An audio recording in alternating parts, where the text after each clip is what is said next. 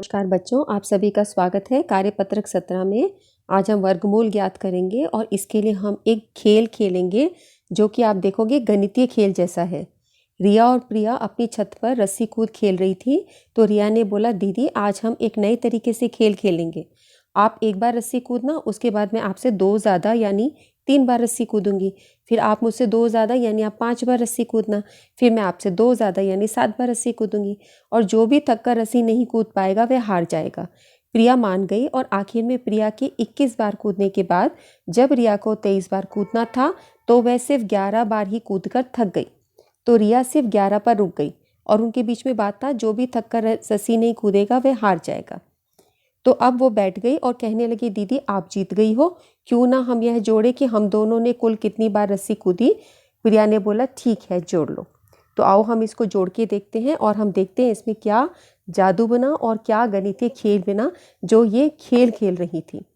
उसको शुरू करने से पहले बच्चों आप ये ध्यान रखो, जब भी आप बाहर निकलो तो मास्क ज़रूर पहनो। यदि गलती से मम्मी पापा बिना मास्क के बाहर जा रहे हैं, कोई भाई बहन बाहर जा रहे हैं, तो आप उनको टोको कि बिना मास्क के बाहर नहीं जाना। सरकार ने अब जुर्माना भी निर्धारित कर दिया है कि 2000 रुपये का फाइन रहेगा जो बच्चा बिना मास्क के, जो भी कोई बिना मास्क के दिल्ली में दिखाई दिया, क्योंकि बहुत सारे कोविड के केसेस पकड़ में आ रहे हैं। तो मास्क ही बचाव है। जब तक दवाई नहीं बन जाती, वैक्सीन नहीं बन जाती, हमें अपने आप को इस बीमारी से बचा के रखना है। ठीक है, चलो अपनी पढ़ाई आगे लेते हैं। तो अब आपने देखा प्रिया ने 1 बार कूदा तो रिया ने जमा 3 कूदा, 3 बार कूदा। फिर प्रिया ने 5 कूदा, फिर रिया ने 7 कूदा, फिर प्रिया ने 9 कूदा, ऐसे चलते रहे। तो इन्होंने नोट कर लिया और ये टोटल भी करती रही कि कितना कूदा। जब प्रिया ने 1 बार कूदा था तो 1, अब रिया और प्रिया दोनों का मिला के 4, फिर ये मिला के 9, ये मिला के 16। अब इसमें देखो पैटर्न क्या है। जब 1 बार कूदे तो 1 का वर्ग 1, जब 2, 1 और 3 2 संख्याएं हो गई तो इसका जो जोड़ आया है 4 वो 2 का वर्ग है।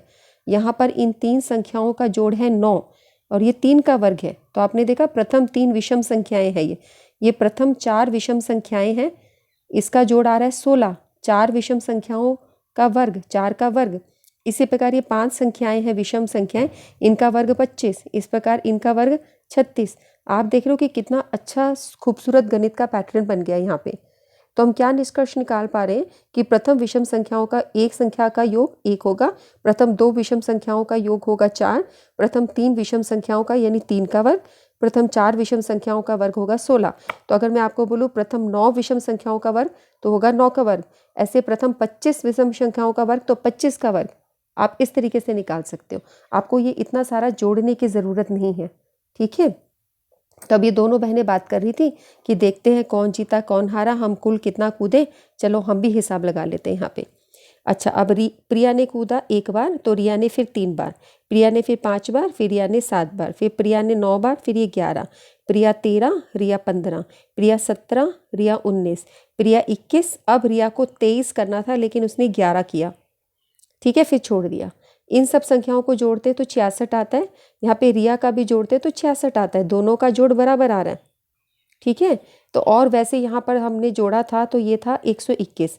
अभी तक का प्रिया का जोड़ लगाया 21, 121। इसके बाद रिया ने भी जंप किए थे कितने, 11, इसलिए 121 में 11 जंप किए तो 132। ठीक है, इस टेबल के अनुसार 132 हुआ और यहाँ भी हम जोड़ के देख रहे हैं तो हमारा टोटल इन दोनों का 132 ही आएगा। इसका मतलब हमारे गिनने में कोई गलती नहीं हुई है, क्योंकि ये जोड़ और ये दोनों का जोड़ बराबर आ रहा है। ठीक है, ये कहाँ से हमने लिखा, इस टेबल से लिखा कि प्रिया ने जब करा था 121 हुआ था, उसके बाद रिया ने 11 जंप करके छोड़ दिया था, वो इन्होंने यहाँ एंट्री नहीं की है। ठीक है, तो अब आपको ये आपसे पूछे प्रिया ने कितने जंप किए तो इसने 66, रिया ने कितनी बार कूदा, ये भी 66 और दोनों ने कुल कितनी बार किया, 132। ठीक है, तो रिया और प्रिया कुल मिलाकर कितनी बार रस्सी कूदी, 132। प्रिया ने कुल मिलाकर कितनी बार रस्सी कूदी, 66, रिया ने 66। दोनों में से आप क्या समझते हो कौन जीता? प्रिया ही जीती है, क्योंकि रिया ने 11 जंप करके छोड़ दिया था और यहाँ बात भी हुई थी देखो कि जो थक कर रस्सी नहीं कूद पाएगा वह हार जाएगा। तो अब हमने देखा कि रिया यहाँ पर 11 बार कूद कर थक कर बैठ गई, तो अभी यही पता चल गया है कि रिया हार गई है, तो हम बोलेंगे भाई प्रिया जीती। ठीक है, अब इसके बाद आगे वाला जो प्रश्न है इसको करने से पहले आप इसे पढ़ लें कि अब रिया और प्रिया यहाँ आपस में बात करें कि दीदी ये जो संख्याएं हैं इससे हम वर्गमूल भी ज्ञात कर सकते हैं। जैसे हमें पता है कि 25 का वर्गमूल 5 होता है, हमको पता है ना कि 5 का वर्ग 25, 5 का वर्ग 25 हमें ये पता है ना, 5 गुना 5 25। इसी तरह बोल सकते हैं 25 का वर्गमूल 5। तो इसको हम इस तरीके से भी निकाल सकते हैं, 25 में से 1 घटाया 24 आया, फिर 24 में से फिर 3 घटाया, जो उत्तर आया उसमें से 5 घटाया, जो उत्तर आया उसमें से 7 घटाया, जो उत्तर आया उसमें से 9 घटाया। ये तब तक घटाते जाओ जब तक कि शून्य ना हो जाए। अगर वो पूर्ण वर्ग संख्या है तो जितने बार आपने ये घटाया वो उसका वर्गमूल होगा। तो आपने देखा 5 बार हमें घटाना पड़ा, 1 3 5 7 9, 1 2 3 4 5, 5 स्टेप्स में ये घटाए तब शून्य आया। तो ये जो संख्या शुरू की थी इसका वर्गमूल होगा 5। ठीक है, तो इस तरीके को हम इस्तेमाल कर सकते हैं पूर्ण वर्ग निकालने के लिए। हमने क्रम से विषम संख्याएं घटाई हैं। तो ये आपका पहला तरीका है जो हम आपको बता रहे हैं वर्गमूल निकालने के लिए। वैसे मैंने आपको 1 से 20 तक के वर्ग याद करने को बोले हैं। क्या आप लोगों ने याद कर लिए 1 से 20 तक के वर्ग? आपको याद होने चाहिए ताकि आप जल्दी से ये सारे प्रश्न कर सको। अब देखो यहाँ पे एक प्रश्न है, निम्नलिखित संख्याओं में से कौन सी पूर्ण वर्ग संख्या है और कौन सी पूर्ण वर्ग संख्या नहीं है। पूर्ण वर्ग संख्या का वर्गमूल भी आपको निकालना है। तो यहाँ पे देखो ये जो संख्याएं हैं इसमें से हम कैसे पता लगे कौन सी पूर्ण वर्ग संख्या और कौन सी नहीं है।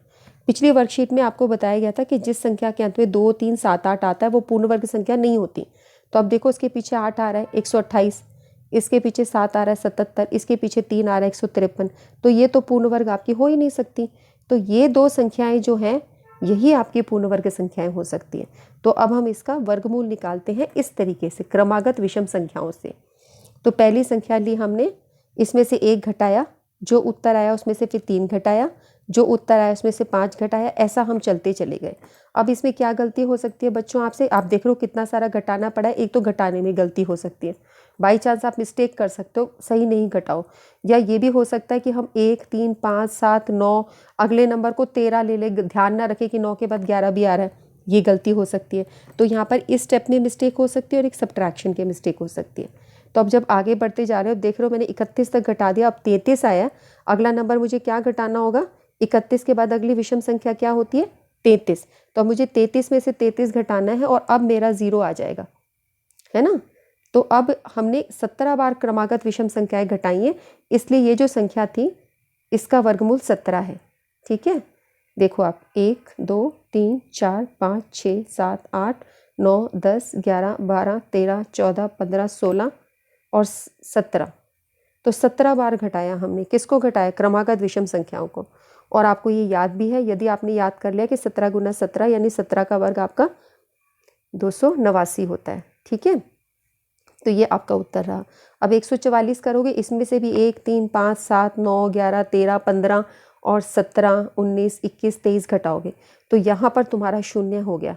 तो अब हमने कितनी बार घटाया? 1 2 3 4 5 6 7 8 9 10 11 12, 12 बार घटाया हमने। 12 बार क्रमागत विषम संख्याओं को घटाया, इसलिए इसका वर्गमूल 12 है। तो हम बोल सकते हैं कि 144 का वर्गमूल 12, ये वर्गमूल का निशान है, ये जो हम लगाते हैं स्क्वायर रूट या वर्गमूल। तो 12 गुना 12 144 होता है। इसके साथ आपकी ये वर्कशीट कंप्लीट हो रही है बच्चों। आप लोगों को अपना ध्यान रखना है। वीडियो पसंद आ रही है तो इसको लाइक करो, लाइक का बटन दबा दिया करो। अच्छा लगता है तो तुम्हें अच्छा अपने फ्रेंड्स के साथ में शेयर करो। जो मैं पढ़ा रही हूँ उसको ध्यान दो बच्चों। कमेंट सेक्शन में कमेंट भी करो। ठीक है, हम नेक्स्ट वर्कशीट में मिलते हैं। तब तक के लिए आप अपना ध्यान रखिए और मेरी आपको नमस्कार, बाय बाय।